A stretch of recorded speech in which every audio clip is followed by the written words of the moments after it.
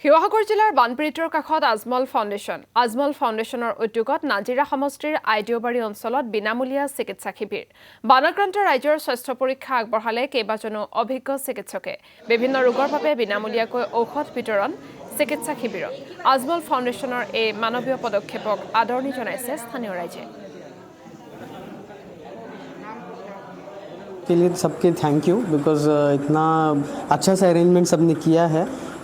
हालांकि बहुत डिस्ट्रेस भरी सिचुएशन है सबकी फिर भी सब लोग एक साथ है और हम hospital key team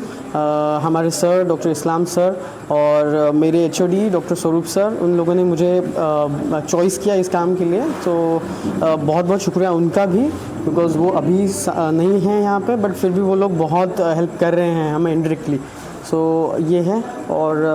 thank you so much सब बहुत अरेंजमेंट्स अच्छे से किए हैं हम लोगों को कोई प्रॉब्लम नहीं हुआ है ये सब करने में भी फाउंडेशনৰ তৰফৰ পৰা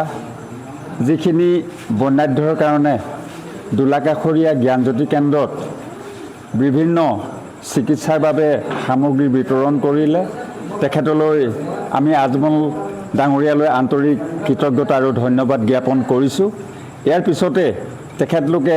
তেখেতে বা যিখিনি ভূমিকা গ্ৰহণ কৰিছে আমি আন্তৰিক আৰু কৃতজ্ঞতাও তেওঁলৈ ৰাখিছোঁ আৰু ভৱিষ্যতে আমিতো ভবা নাছিলোঁ এনেকুৱা বান আক্ৰান্ত হ'ব বুলি সেয়েহে তেখেতে যিখিনি সহায় আৰু সহযোগিতা আগবঢ়ালে